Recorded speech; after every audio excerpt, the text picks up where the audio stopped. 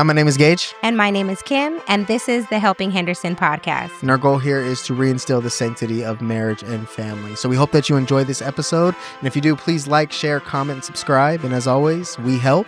And he heals.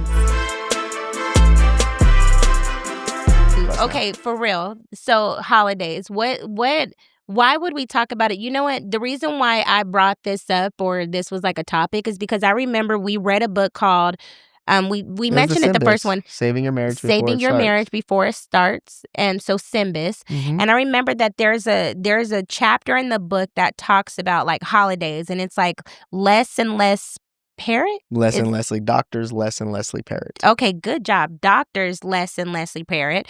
They're talking about like how they had to come to this whole like real dialogue of how they were going to approach holidays before they got married, because that was one of those things that becomes an issue.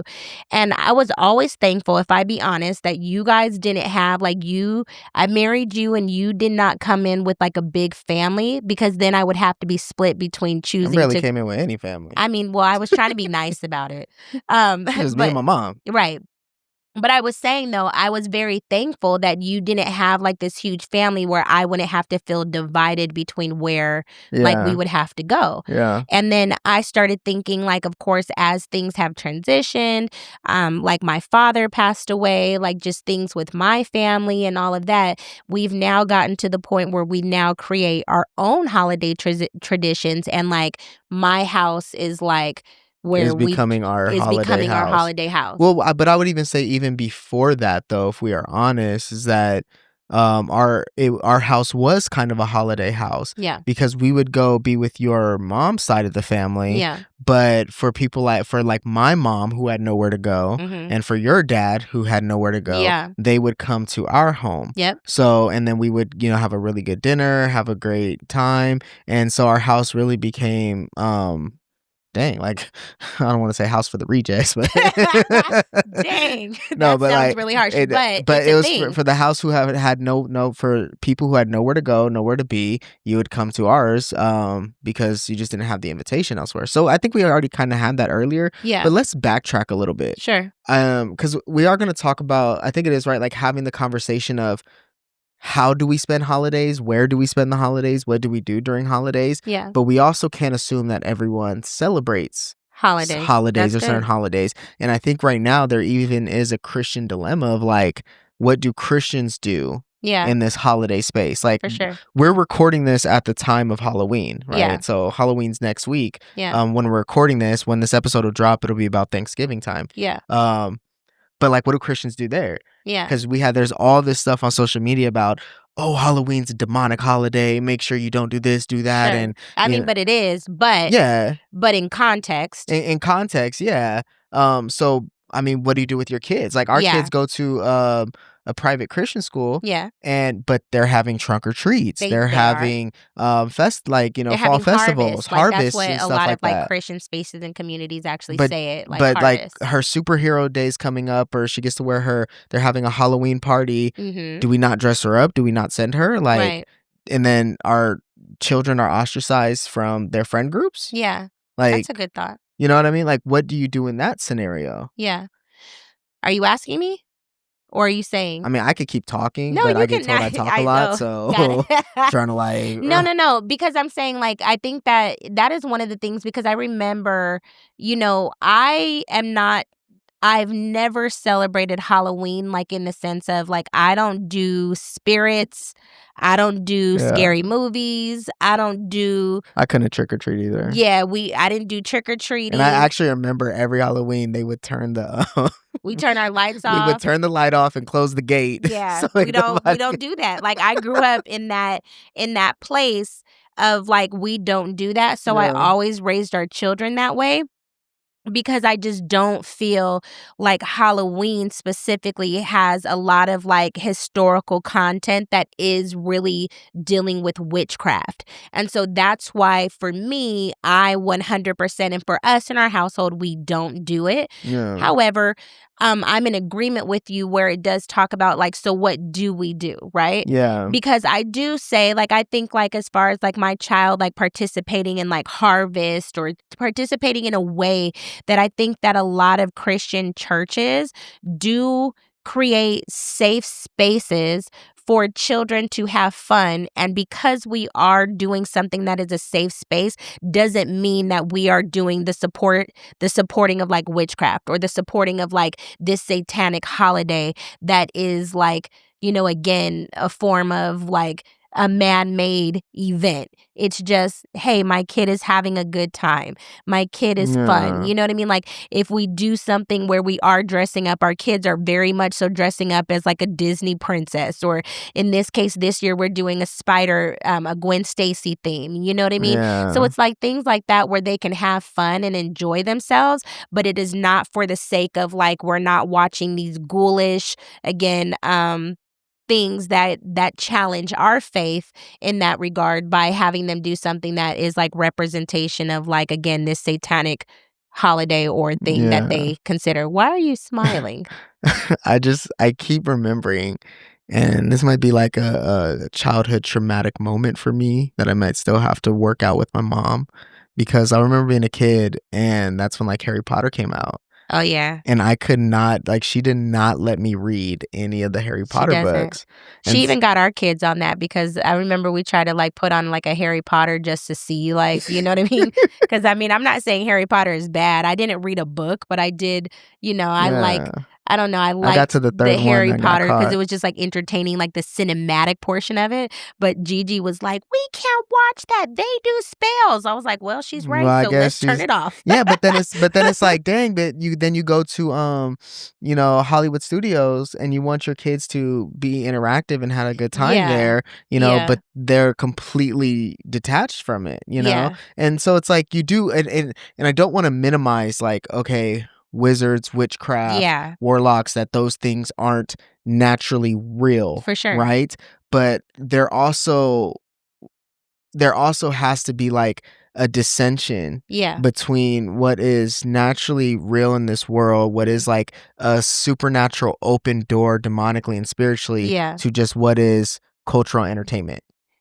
And that's fair. Like, because like, again, like even when you're going back to that, and I like how you said that, because I love movies. Like I am very much so, but I don't like movies just to like movies. I actually like movies I love cinematography. I love how you can put yourself in like this space and like with the proper lighting, the proper music, proper, just the way that they film it, it brings out an expressed emotion. But in this particular case, I love the cinematic approach to movies, which I really do enjoy, but it's not like it's getting into like my spirit because I like movies now. But I'll be honest, I don't watch things like The Exorcist. That's real. Like, I don't watch things that can be very spirit like evoked because of the fact that, like you said, it's opening at a door. But I have to just ask the question, because I don't want to assume that everybody knows what we're saying when we're saying like open up a door. So what would you describe, and like what is that door that opens? Yeah, so I would say so, and now we're going into another conversation that we're gonna have later. For sure. But what we're talking about is an open door, is like opening the door to demonic entities, any sort of demonism, because in the Word of God it says, where there is envy and strife, every evil thing is present. And then it continues to denote a demonic wisdom. And so at any level, you are opening up a door for any level of demonic wisdom to come through. Now, once that demonic wisdom enters through that doorway, okay, it now then can get bigger and bigger and wider. And so now doors start to pop up all over the place. So like, for example, if we aren't overly cautious about, what we do for Halloween, we're not going to be overly cautious about what we do for Christmas. So therefore, Halloween just becomes this holiday where we trick or treat, we do all this stuff, and we give ourselves to the dressing up and all the stuff that Halloween. I see. I don't even know, because we don't celebrate it like that. But then, if I open a doorway there, I'll open the doorway on Christmas. And what the doorway on Christmas now looks like is oh, we got to wait for Santa Claus to come. Okay, guys, Santa Claus is going to be here. Let's bake the cookies. Let's leave the milk out. Yeah. Okay, let's put the footprints in. Yeah. Okay, let's do this elf on the shelf and he's going to move. And then you wake up in the morning. Oh my gosh, there's presents. Santa Claus. Yeah. No. Yeah. This is Jesus' birthday. 100%. And mommy and daddy worked hard as heck to get these presents. So there was Santa didn't bring no presents. Who came down our chimney. Matter of fact, we ain't even got a chimney. Right? Man. No, but I'm glad that you said that, because a lot of people do have that's like, I would say, I don't want to describe it as like overprotection, but they get very, very, very heavy into, I'm not going to celebrate all of these things because all of it is like this paganist holiday, which, depending on how you do honor it, depending on how you do represent it, 100% is pagan. But like, here's the problem with that. I'm sorry, I don't mean to cut you off, but like, I do, like, here's my issue with that, because we look at the major holidays, the Halloween, Thanksgiving, Christmas. Yes. Okay. But we neglect all the other holidays that came before it. Mm-hmm. So the New Year's Eve, that has its own historical content. We or even let's look at 4th of July. Mm-hmm. So you won't celebrate Halloween, but you're celebrating 4th of July. Yeah. So like, help me understand what's the difference, because if we're looking at demonism, if we're looking at sin, for all people have sin, right? A sin is a sin is a sin. So it doesn't matter a white lie to a great lie or fraud. Like, it doesn't matter. Sin is sin. So it's like, you won't celebrate Halloween, but you are lighting up fireworks on the 4th of July like no other. Yeah. But then, so essentially for that day, are you not prioritizing your nation over your God? Like, wow. like you got to help bridge these gaps. What makes, because it's one nation under God? Yeah. That makes it more acceptable? No, you're doing it all in the name of 4th of July, Independence Day, that celebrates a nation. It doesn't celebrate a savior. Ooh. So regardless of what you do across the board, I'm not saying you're going to have to make the decision, but you should always remember, no matter what you're celebrating or how you're celebrating, your savior comes before all of it. And again, I think it's about also understanding like what it is, because like even when you go into like Christmas, like I said, Christmas is considered a pagan holiday. Easter is considered a pagan holiday, which if we talk about it from like a Christian perspective, we don't refer to it as Easter, nor do we give any light to, the Easter bunny, eggs, things like that. It's the Resurrection Sunday. It is celebrating the death and resurrection of Jesus Christ. And it's not just one day, it's a build-up. You got Good Friday, right. And then even according to Holy Week. Right, a Holy Week, everything that's leading up to that. But even like, again, going into Christmas is about the birth of our Savior. And so when we're talking about that, it's how do you present that to your kids and your family? Because that's one thing that I will say, we let our children know Santa Claus is not a real thing. No. Like, and they've known that since we don't play around with that. Like in the sense of giving somebody this credit that does not really deserve, because then it doesn't exist. We don't acknowledge because y'all give more credit to Santa Claus than y'all do to Jesus Christ. Exactly. And so it's like, that's where we're celebrating, because our daughter, I would say she's at a very inquisitive age where she's asking, why are we doing these things? What is this about? Where we even stop and we're like, no, hold on. This is about Christ. We're going to honor the Lord during this season. We're going to recognize that it's the birth of Jesus. We're watching the star. We're reading the story of like what it really was about Jesus's birth. I almost put on Passion of the Christ last year. We literally almost put on Passion. But that's real talk. We really did have a dialogue as a family. Like, do you think we should have like Giovanna watch Passion of the Christ? Yeah. But you know what? She was able to watch The King of Kings. The King of Kings. Because she was able to watch The King of Kings. And I would say that I think The King of Kings did a phenomenal job about really representing what that week was about, and brought the emotion, brought the magnitude of the sacrifice that God made for us. And like even what age appropriately showing demonic possessions. And it even showed the age appropriateness of like his crucifixion. Yes. Because they didn't withhold giving showing the crucifixion.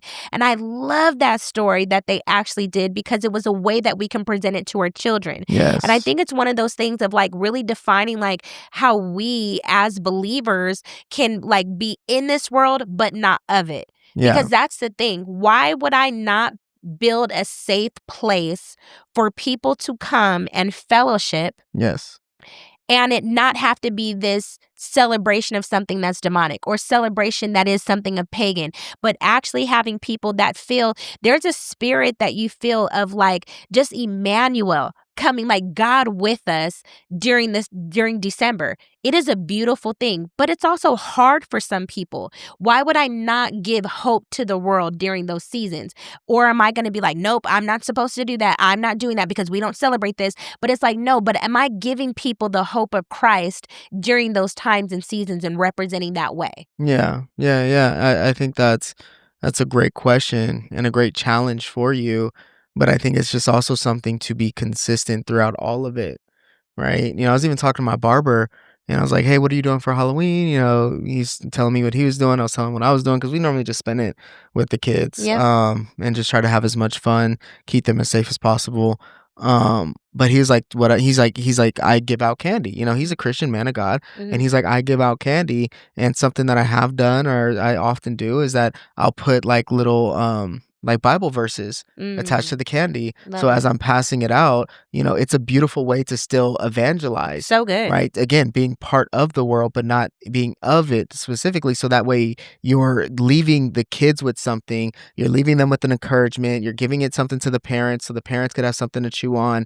Heck, if you have a church or you're part of church, it's maybe having little invitations and just, being very intentional to say, so everyone, hey, you may have never heard of Jesus, but when you come get candy from this household, you're going to get quality candy, right? So you're going Yeah. to want to eat it. And then you're also going to get an invitation to Christ. So good. And so but I think that's why we are in the world. Yeah. That's why God commissions us and allows us to be a part of these spaces so that we can infiltrate. It's like being a soldier in the Yeah. Lord's army. Like So good. you don't just there's no war that's ever really won just by brute force. Mhm. Right, just going straight on. I think even, like 1940 and when Hitler, they came up with the term blitzkrieg, which Mhm. worked. Like, it's just you do an all-out frontal attack on one specific area, and that's Mhm. where we got blitzes from in football today. It's a blitzkrieg, so you just go in one area. But Mhm. what people realize, okay, that's gonna work for a time being, but you're sacrificing a lot right there. Yeah. So what you have to do is be a little bit covert about it. You have to maybe go overhead, maybe fly an airplane over, drop some bombs, and then weaken it up. Maybe you have to come around to the side and flank them, and so that way they're taken off guard. That's the same way we're supposed to do with this Christian walk, but we're often looking at these through natural eyes and not our spiritual lenses. Mm. And our spiritual lens says, hey, if you're going to offend a lot of people by saying, how dare you celebrate Halloween and not do, Yeah. like, a lot of people are going to be offended and completely pushed off to your message when they're already pushed off to the message of Christ. Mm. When what you can do is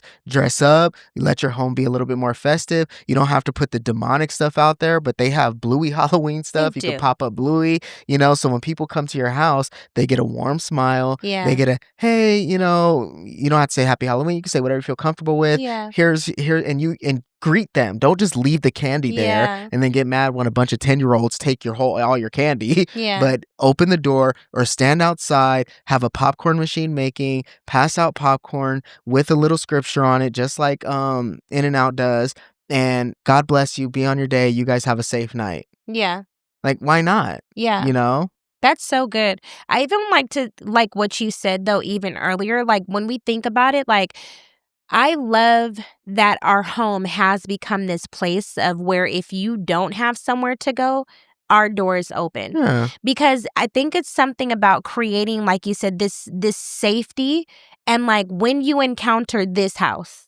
You know what I mean? That there's something different about it. And then being able to open up the door to spread the gospel. That difference is that, yeah, this is a house that loves the Well, Lord. as for me and my house, We we will will serve the serve the Lord. Lord. So everyone who comes into contact with this house will know very clearly Yeah. this is a house that serves the Lord. Yeah. Yeah. Yeah. Love it. And so I think that's one aspect of like determining how we like celebrate holidays. What are we going to do about the holidays? But then also determining, okay, where do we go and whose house do we spend like holidays with? Yeah. And that's the thing, because even when you say that, because now how do you approach it? Because now we're evangelizing and talking about evangelizing to the world. But what do we do when it's like our family? Like, because there's some houses that you'd be like, oh man, I don't want to go to this person's house. Yeah. I don't want to go to that person's house. And how do I protect my family from entering into a house that may not be a believer or whatever the case may be? How do you approach that aspect? Because there are some people where they're like, man, I know when I go to my in-laws, they gonna get turned up and drunk. Maybe me and my family don't. So how do I decide where do we go? Well, here's the one thing that I wouldn't do though. I don't know why this just popped on in my spirit. It's just like, don't be the person, if you're willing to have a drink at home by yourself. Yeah. Don't be the person who then goes to the family party and is like, then "Oh no, judges I'm not gonna have a everybody. drink here." Like, Yeah. don't be that Facts. douchebag. Yeah. Because that's just rude. It's inconsiderate. And really you're just being a hypocrite at that point. Yeah. If you like to have a drink or a cocktail, right, and you know your family does, but they take it too far, then you can still break bread with them. You could still have a cocktail with them, but just all you get to do is show and display moderation Yeah. and limitation, right? Yeah. Now it can be one of those things that you can, and I don't think we talk about this enough, is assert your boundaries. Yeah. So if you're cutting off, you're cutting off. If they're getting too crazy, it's time to go. Getting too crazy, and it's time to go. And I think for us, what we've always done is we've always had an exit plan. We do. Like, we always have an exit well, when plan we did as a go, family. yeah, Yeah. like when we were going, Yeah. we made sure that we had an exit plan. We had a time, like we knew, and we because these were things that were talked about. I think the reason why these become issues in our marriages and our families, the holidays and the day of, and all the stress and anxiety, is because we don't have the conversation. Yeah. But I think you said something that to me is like, again, kind of coming back to that point, is that there are real things that we encounter with each other's families that may make us uncomfortable, but how do we approach it? And the thing is, like you said, how do we have those conversations? But when those conversations come, let's say it's you talking about my family or me talking about your family, how do we now navigate that as a marital couple to decide how not to be offended? Yeah. Because it's like, dang, that's my family that you're talking about. That's my Yeah, but your mom or family my crazy. dad or like my whoever, because there really is sometimes those mother-in-laws who talk mess all the time. And you be like, get your face together. But like, you just be like, like it's your parent, but you're also like, but I want to still have and navigate this relationship. But how do I not take offense to something that's being said? What would you say? Lord, speak through me.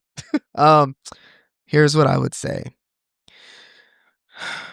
There's, Ephesians, it's submit to one another in the love of Christ, right? And then wives, submit to your husbands, and then husbands, love your wives as Christ loved the church, right? But before all that, it's like I said, there's a mutual submission that is referenced. Mm-hmm. And so when I look at my wife and I look at her as sister in Christ, and I love my wife, I love the things that my wife loves, and I want to make sure my wife is also very happy and supported.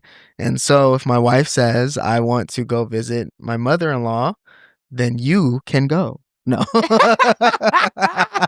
You're silly. But it's okay. All right, babe. Like, I now have to support you, and I have to love you with it and love the thing that you love. So now we have the conversation and dialogue. What does it look like? Okay, Yeah. now, but it's also, we both have to be receptive of how we are made to feel by each other's family members. That's good. Hey, I do want you to know, like, this is how I feel. This is what I'm concerned about. This is what I'm worried about and cautious about. And so what do we, both of those have to be, because it's not fair to just really just give your wife or your husband over to the wolves. That's good. Like, you've been dealing with your family this entire time. Yeah. All your life. Yeah. I just got here. Yeah. And this is a lot for me. Yeah. Now, I'm going to let you be the expert of your family, but I also want you to acknowledge what your family may be doing. That's real. Now, it may be a point in time to where it's like, hold on, Gage, like, this is my family. This is how they do things. This is how they meant it or didn't mean it. Well, if you're the expert of your family and you're truly having my best interest, everyone's best interest at heart, then I might need to receive that. But it also might have to be a thing, okay, I get that, babe, but this is what was said and this is what was done and this just wasn't cool. And you also may have to acknowledge that aspect as well. Hey, I see that wasn't cool. That wasn't acceptable. For sure. Right. And I think addressing that, your spouse's like real concerns, because that's a real thing. If we really do talk about that and be honest, and I think that a lot of people like don't want, they dance around the conversation, but some in-laws are really just difficult. Like some mother-in-laws, I won't say as much as the father-in-laws, but I would say that I there's feel like a father-in-law could be but there difficult. can't be a meddling father-in-law, and there's real More things intrusive, probably just or trying to make the decisions intrusive. for the family. Exactly. And I think that there are real things and real dialogue of conversation that you really do have to have as a spouse to say like, yes, let me help you. Because you even got some aunties and uncles that be wilding out. You got some nieces and nephews that be Well, wilding out. not just wilding out, I but mean, I know you saw Soul Food. Faith was tripping. Faith, listen, I don't even want to say what Faith did, but let me tell you, if Faith did, we gonna fight Faith. Just watch Soul Food. You know what I'm talking about. But that's real talk, because there may be a cousin who's overly flirtatious with the men in the family or whatever the case may be. My thing is what you just said that was so powerful. Acknowledge though. We gotta acknowledge. We gotta talk about it. If you don't sit up there and act like anything happened and just be like, no, babe, like that wasn't it. No, that was disrespectful. No, I didn't like the way that this person made me feel. Your mom overstepped. Your dad overstepped. Whatever it is, and we don't acknowledge it, it now kind of just puts your family or I would say just your spouses where they just feel like their feelings are not validated. Yeah. Or like things that matter to them don't. Or we're just going to overlook it and just act like nothing happens. But then my husband or my wife is really leaving offended. And it's like, how do I navigate the tension of like my family, but this is who I have to leave and cleave to. This is who matters the most. So when I'm going home with my husband and my husband, or in your case, your wife, I have to be real about acknowledging what it is that they're feeling, because it is a real feeling. Mm-hmm. I shouldn't have to feel uncomfortable when we're now going to different holiday situations and it not be something that you're just acting like didn't exist. Yeah. It's not fair. No, not at all. Yeah. Because I was definitely, when we left the last time, I was offended. Yeah. And so it's like my last memory being in this place is a place of offense, is a memory of offense. Yeah. And so I'm just about supposed to act like nothing ever happened. Yeah. And then like that happens on Thanksgiving. Yes. And then we come back on Christmas and I'm supposed to just receive a gift or give a gift like I wasn't offended. Yeah. And we just not going to talk about it. Right. Like, come on now. Real talk. That's not. Now, it's one thing between you and your in-law.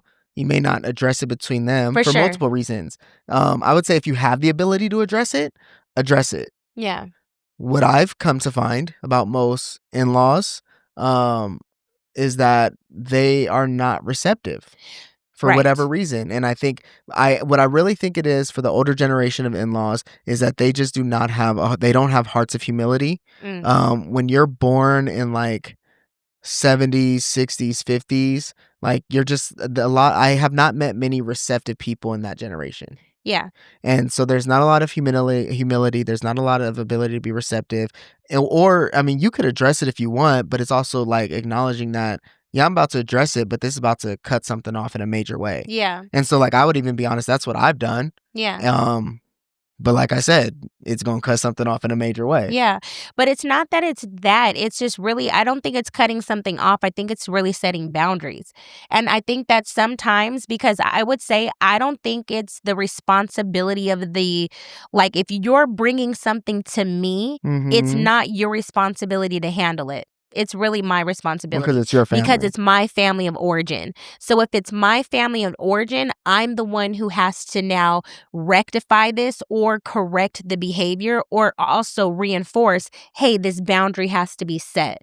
Because the reality is that there are things that happen within family dynamics that we can't control, but yet I have to make sure that the first person that is most protected is you. Yeah. Because my loyalty at this point now being married is to you. Yeah. Now we're clear. We're not talking about unhealthy aspects of like marriage, because there are some times where like you have a husband or a wife that's like cut off the other spouse through isolation, control, and manipulation. That's not what we're talking about. What we're talking about is just natural things that come up within a marriage where you have these different family dynamics. Now we have to go to this holiday event, and now it's like, well, like, but hold on, I want to go with my family. You want to go with your family. Like, what does that look like, and how do we balance and navigate those two tensions? That just becomes problem solving and scheduling at that point. Yeah. And understanding, like, not everyone's going to win. That's so real. Someone's going to have to sacrifice. And so what it sounds like is what you do if there's like a separation or divorce, you have a share plan with the kids. Okay, this year you spend at mom's, next year you spend at dad, you just do that with the family. Yeah. Okay, so this year on the even years, we're going to spend Thanksgiving at your house and then Christmas at my house. And on the odd years, we're going to spend, you know what I mean? You just go, but you just find the best way to kind of collaborate through it. For sure. But I think both people have to understand how to like sacrifice. And I think you just said that so well though too, because I remember that's why we created the environment that we did, because my mom remarried and my dad obviously divorced, not married, and I would feel like very bad that my dad had nowhere to go. So we created the space for him. So we created the space for him. Yeah. Because, or even found that like our house was the neutral ground, because I really hated that. I was like, but I remember even being a single mom. When I was a single mom with our oldest daughter, I would hate that she would have to go to her family's house like by like herself, and then here I would be like by her dad's side, but then here I would be at home and I'd be like, I don't know where to go, I don't know what to do, like I don't have anyone, and feeling like I didn't have that because my mom was married and she would go to her like in-laws houses, you know what I mean? So I just remembered having those like awkward like spaces and tensions of like, what do I do?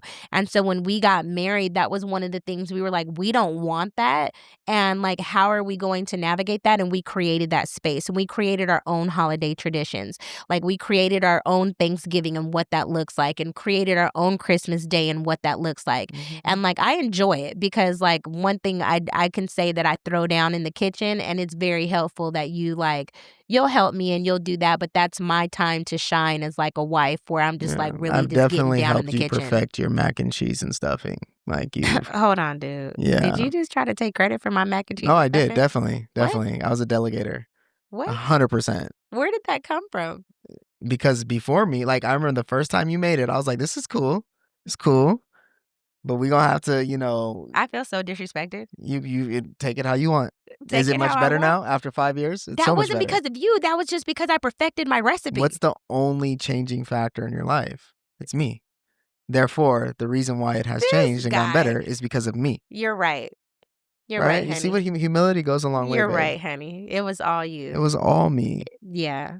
And now, now I do the meats. I do the meats. No, you don't. Yes, I do. No, you don't. The only time I don't do the meats is if you want something like if you just want to do it. I make the best short rib for Christmas ever. You do, babe.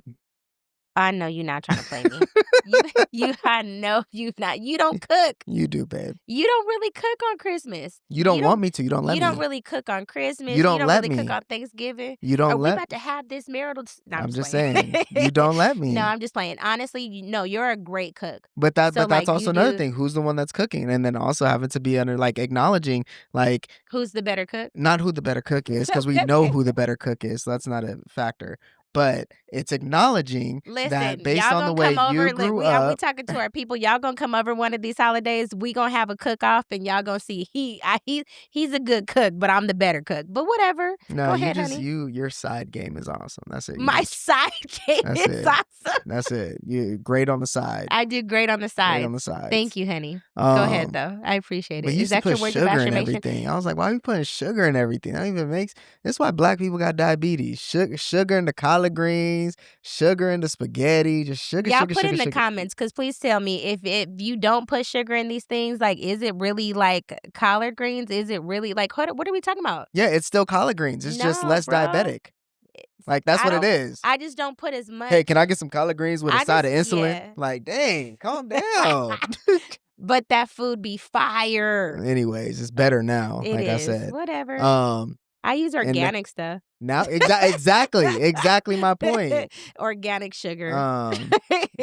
Anyways, so I even forgot what I was gonna say. What were you gonna say? Oh, good. You gotta remember. Come on, old man. My ADHD be gone, and it's gone. That thought is gone. Okay. So back on track. Anyways, I think when you are having these conversations with holidays, I think it's making sure that we're not over spiritualing nor under spiritualizing, but we are having a very clear understanding of what the holidays are, but also who the ultimate priority and focus is. Because even in our Thanksgivings, Thanksgivings, Christmas, we always make sure that what are we thankful for? We pray. Yeah. We always bring the reason we're able to gather. Yeah. Is because Jesus has had grace and mercy on us this last year. And has allowed us to come, because there are some people that don't have opportunities to spend with their families. Heck, I remember being in college and spending Christmases, Thanksgivings alone. Yeah. And my mom would just have to bring me a plate from wherever she was at, because I was so estranged from my families. Yeah. Not by my own volition, but that's just what it was. Yeah. And so there's some people that don't get those opportunities. Yeah. And I would even say, for some people who are struggling to ensure that Jesus maintains the reason, like the central focus is finding opportunities to serve your community. Yeah. It could be one of those things where a lot of churches do food drives, a lot of churches do toy drives, but so it may be doing it along with your church, right? Or it may just be being you having the heart, knowing of a struggling family. Yeah. Right? Because I will say, like, there is a verse that says, if you're going to give, don't let your right hand know what your left hand is doing. Yeah. And so I think it's a blessing that there's a lot of churches out there that have the ability to give and to serve and to steward well and to hold these events. But I would say God would honor tenfold you communing with him, praying with him, and saying, Lord, how do you want me and our family to acknowledge and honor you this holiday season? Yeah. Is there a family that's on our heart? Yeah. That we can gift a holiday meal? Yeah. The finances for it. Is there a family on our heart that we know is struggling and we can gift the kids gifts? Or whatever it may be. Or can it be something that if we know that there's someone who's lonely or there's someone who's by themselves, can we invite them over to our home to allow them to be in an environment where they can be loved on? Yes. Yeah. 100%. Because I think it's, we chalk it all up to these having to do, we chalk it up to having to be a part of these major organizational pools. And Jesus, his ministry and serving was never based on serving out of a large organizational pool. It was serving the one who wasn't seen. Yeah. It was serving the one who was ostracized. Yeah. And it was going to the places that no one else wanted to go during the times no one else wanted to be there. Yep. So he's going to the woman at the well in the hottest time of day when no one goes to the water at that time, but he's going there. Yeah. And he's waiting. He knows there's a divine appointment. And he serves her and he shares the gospel with her. Yeah. And sometimes I think that's what these holidays should be for. Holidays are an opportunity to go places we don't normally go. Yeah. Be with people we aren't normally around. Yeah. Not only share the gospel verbally, but share the gospel experientially. Come on. And sharing the gospel experientially is when you are around me, you are going to experience something completely different. Yeah. You're going to feel something completely different. And there's going to be something that makes you, and I can tell you, and I know for a fact, every time we ever went to your mom's house, the atmosphere always shifted when the Hendersons walked in that door. That's a fact. And no one could ever not acknowledge that there was a shift in the atmosphere. Come on. Because now the gospel's here, the gospel's present, and we will present and share the ministry of Jesus Christ. Well, I think on that note, very good. That was so good. But again, so I hope this was a blessing to every single person who was able to hear this, because at the end of the day, again, we have always and will always say that the conversation doesn't stop. So maybe you should sit back as a marital couple, maybe even if you're single, whatever it is, and really start to define, what does the holidays mean and look like for you and your family? Are there some, tough conversations that you might need to have about, hey, I want to be with my family this year, or maybe I want to address some things that I see because of the way that I want my children or my family to be influenced. Whatever it is, have the conversations in a way that's safe, that allows your spouse or allows your significant other or allows just what even you're getting ready to build. If you are, maybe you're engaged and you're like, hey, I didn't even think about that. What does holidays, or what are holidays going to look like for me and my family? And have the conversation. Don't be afraid to have the conversation. Go ahead, I honey. just want to say this also. Um, if you're single, like begin, I just, cause I really want to add on to this. This is huge for the single person. Okay. Begin like in the next 5, 10, 15 years, what do you want spending holidays to look like and be like for you? Yeah. Before I was with you, I dated someone. Okay. And I was able to spend like a Christmas with them. Yeah. And it was not the Christmas I was used to. Because you didn't have that good food. But go ahead. Okay. Go ahead. Keep going. So, as you are very right, it was one of those things like I had to like start asking myself like, what type of holiday experience not only do I want for myself Yeah, that's 20 years down the line, but do I want to raise my kids up in as well? so good. And I remember like when we were dating and you invited me over to like our first Thanksgiving and we busted out the dominoes, I was like, "Oh, I'm set. Like Yeah. this is I can do this." Oh, and she plays like We gonna play some dominoes. and that was a very like paramount. So like for the Hispanics in here, for y'all it's loteria. It might not be dominoes, but if you want to play loteria at every single Christmas, every single Thanksgiving, whatever it is, you want to play domino, spades, you might want to play Monopoly. I don't know what other people play, Yeah. but you know what I mean? You have to ask yourself that question. You have to be thinking that far in So advance, good. because if not, you may get into something that you're ending up, unfortunately resenting by incident or accident, because you didn't count the costs and consider what I wanted my overall family experience to look and be and feel like. Now, for some, that may not be of importance to you, and that's perfectly fine. Yeah. But when you are single, you have every right to consider what you want it to look like and begin making and building out what it is that you ultimately want it to be. Well, on that note, thank you. Yep. I think that was a great ending. Wonderful. So, Go ahead, babe. yep. Just remember, we help. That's on you. No, that's you. I say you go ahead. Oh, okay. Yeah. Just remember, we help, he heals. That's right. And so we're so excited that y'all are here with us today. I hope this blessed y'all.